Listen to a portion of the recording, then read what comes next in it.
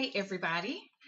I hope you are doing well this evening. It is Wednesday, November 1st. It is Wedding Wednesday.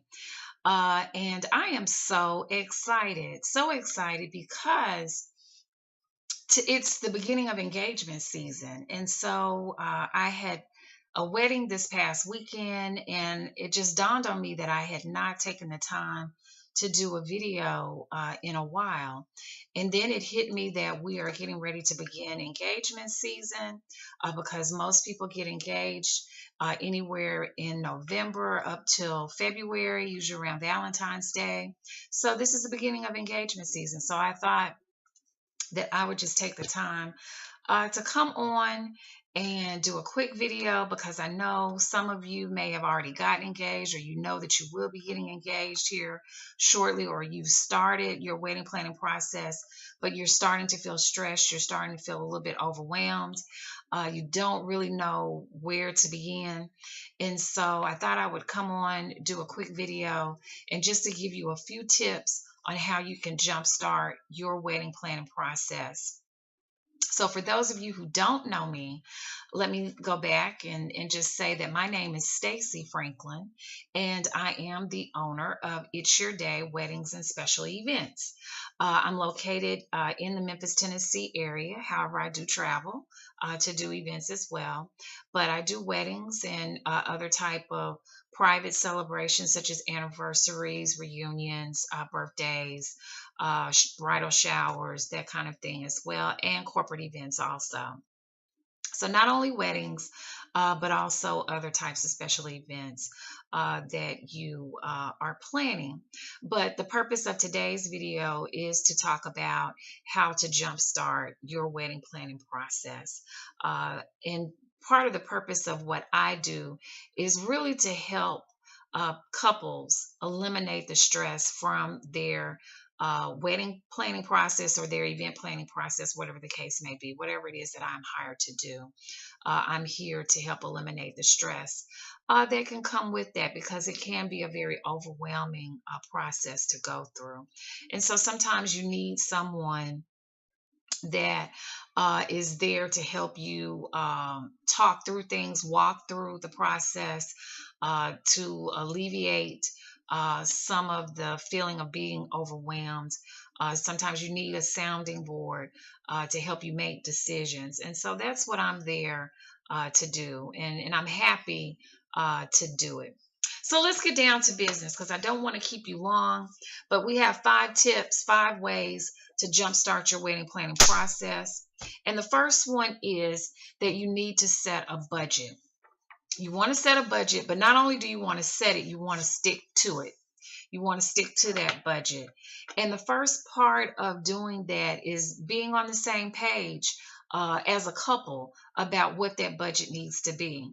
A lot of times it may be that one of you may want to spend a little bit more than the other, but you're going to have to figure out how to compromise. It could be that you are thinking of, $30,000, but the other person is maybe thinking 20. So maybe you come together at 25. So you just need to get together, be on the same page because you're going to have to make this work, and you're going to have to live after this one day is over with, and you both want to be comfortable with whatever that amount is that you choose to spend. The second thing is within setting a budget is create a reasonable and realistic guest list. Because as you know, the more people you invite, the more money that you're going to spend.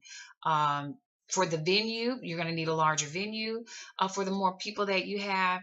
And for food, you're going to have a larger budget for food.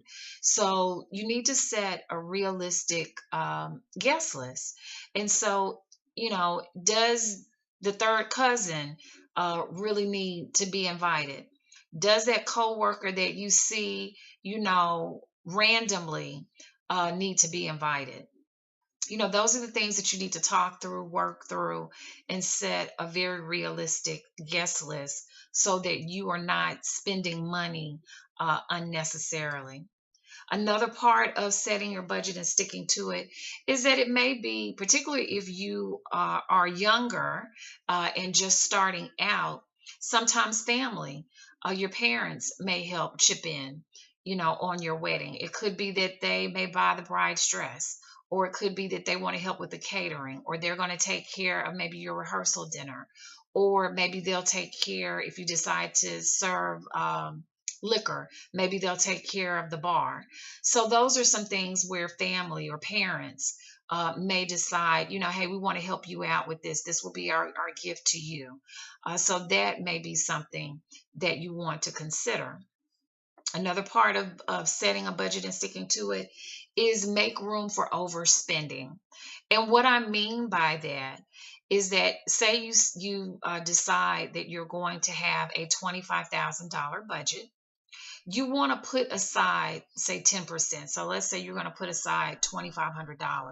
That $2,500 is going to be set aside. So if at the end you have last minute things that crop up that just were not expected, you can pull from that 2,500 to take care of those little incidental items, and then you're not going over budget. So that's what I mean by saying plan to overspend. Put aside 10% or so. It may be more than that. It's really left up to you. But set aside something that's going to be used for those last minute incidental items that crop up. And so the remainder is what you're actually going to work with. And so that way, you do not overspend, you stick to your budget. So those are some of the items as far as setting a budget and sticking to it. Number two, when it comes to setting a date, you want to keep in mind several different factors. And I do a video that really gets into detail about setting a date, but we won't do all of that tonight. But some things that you need to consider when you set the date, for your wedding is, what time of the year do you want to have it?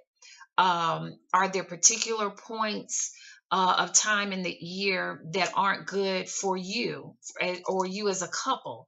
If you have the type of job where you have a busy season, you probably don't want to have your wedding during that time. If there are times when, during the holidays, some people say, oh, well, I want a New Year's wedding, or, oh, I want to get married at Christmas. Well, is that conducive to maybe the out of town guests that you are inviting, or just other people in general, people that will be in your wedding? It could be that they want to spend that time with their families. So you want to be considerate, of that. If you are doing something around the holidays, a lot of times things are more expensive. Airline fares are more expensive. Hotel fees are more expensive. Room rates are more expensive around various holidays. So those are some things that you want to keep in mind. You may want to stay away from holidays. You may want to think twice about planning your wedding around the busy season of your job. If you're a tax preparer, I doubt that you want to try and get married during tax season. That wouldn't make too much sense. So those are just some things that you want to keep in mind. But, when it comes to setting the date. Number three, you want to determine what your wedding style is. You want to determine what your wedding style is. And so you say, okay, Stacey, what is the wedding style? Well, think about what you as a couple enjoy. It could be that you guys love the outdoors. So maybe you want to have an outdoor type wedding. Maybe you love, being on the farm and you love rustic type things. So it may be that you want to do that barn type wedding that a lot of people, that's been a trend in recent years. So maybe you want to do something along those lines. Maybe the two of you love art. So it could be that you want to have your ceremony and reception at an art museum. You want to incorporate the things that the two of you enjoy. And that can be incorporated into the venue for your ceremony and your reception, as well as into the decor. Maybe you love the beach, so you have some type of destination wedding that's at a beach location. Or if you live in a beach, beach side, beach town, or whatever, it may be that you're going to have your wedding at the beach. So, it just depends, but you want to determine your wedding style. And so once you have done those three things, you have set a budget, you have selected a date, and then you have determined your wedding style, then it makes it easier to do number four, which is to select your venue.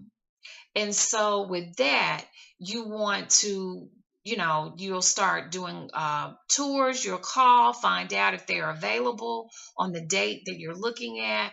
Do they fit the budget that you've already set? Because what can be so disappointing and frustrating for couples is that they go and they pick this venue that maybe they've been dreaming about having their wedding, but they're not available on their date.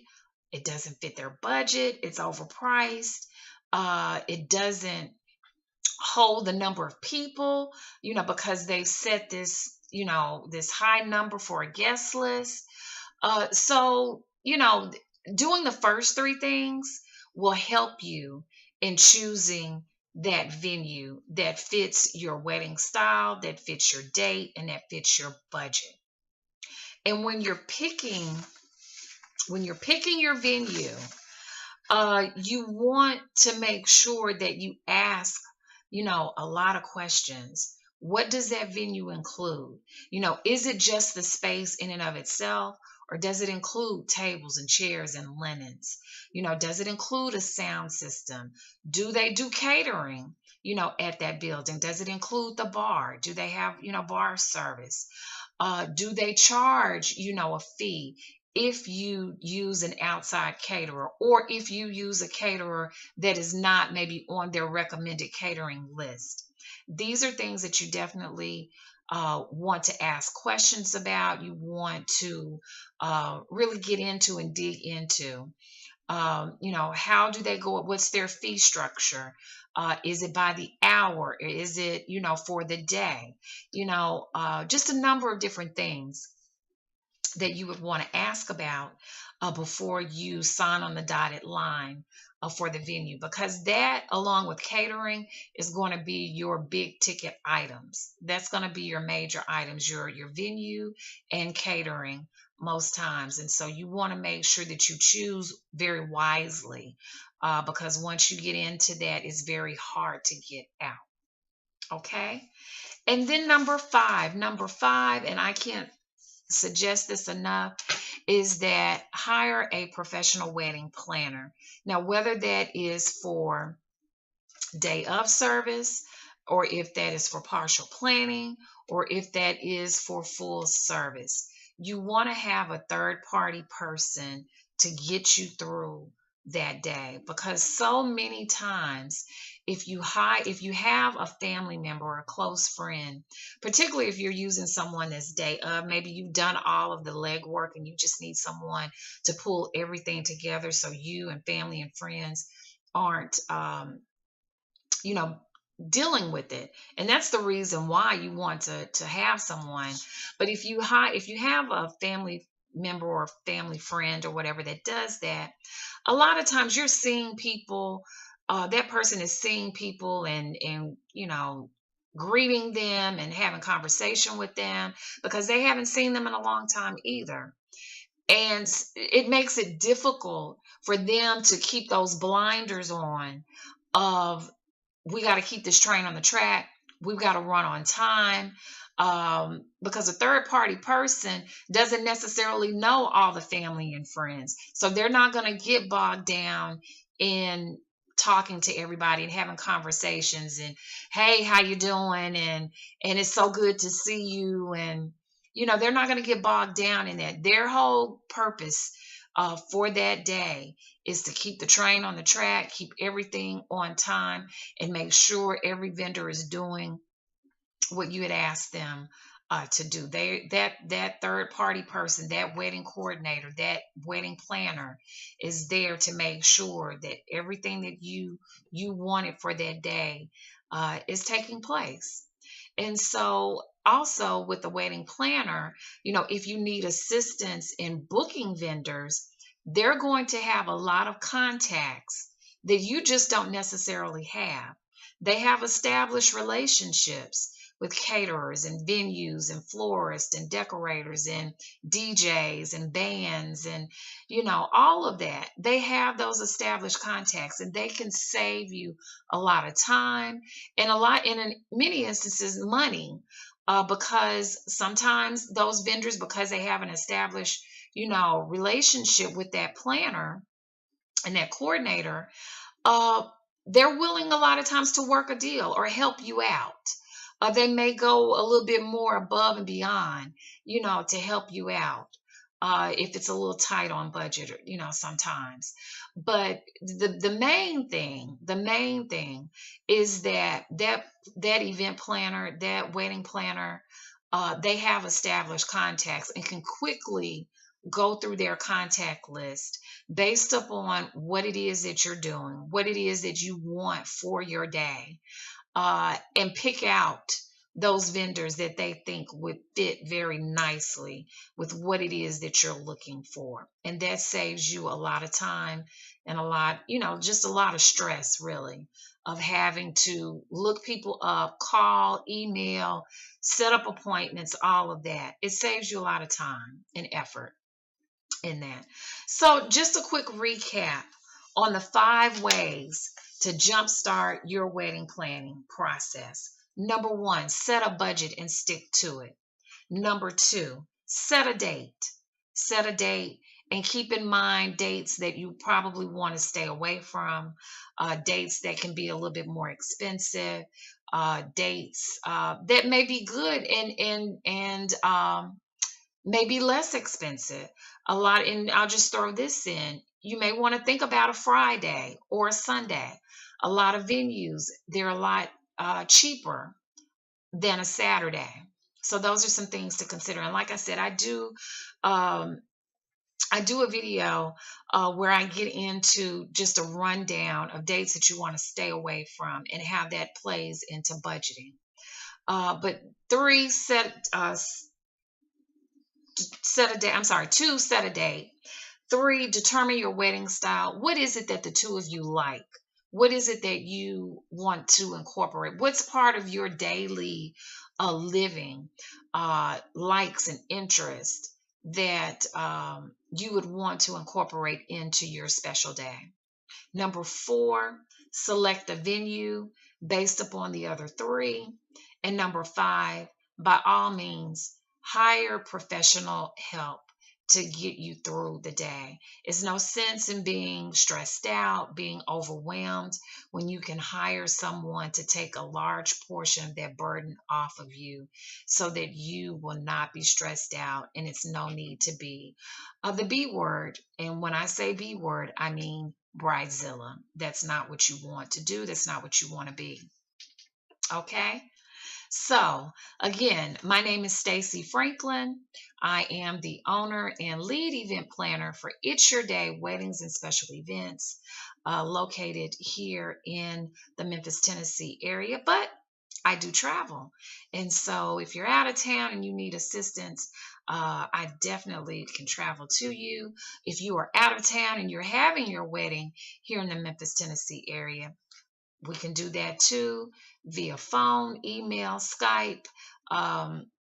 We can communicate and get that done as well and assist you. And we do virtual planning sessions. And so that's how we do that. If you are out of town and you just need a little bit of assistance, and maybe you don't need a hands-on right now, but you want some professional help to walk you through the process, we do offer virtual planning sessions too. So that may be an option for you as well. I would suggest that you go out to the website at itsyourdayeventplanning.com. Itsyourdayeventplanning.com, and check us out. And you can download what I've just talked about, 5 ways to jumpstart your wedding planning process. Again, that's itsyourdayeventplanning.com, and download, put your information in and download a copy of 5 ways to jumpstart your wedding planning process. So, with that being said, I hope this has been helpful to all of you who have already gotten engaged and you're starting your process, or if you think you're going to be getting engaged here shortly and planning for 2018 or 2019. Happy engagement season. Enjoy it. This is a process that should be enjoyable, not stressful. And that's what I'm here to do, is to eliminate stress from your wedding planning process. So with that being said, I hope you have a good evening, and by all means feel free to hit me up on my website, itsyourdayeventplanning.com. itsyourdayeventplanning.com. Thank you so much for listening and watching, and I look forward to seeing you next time. Bye.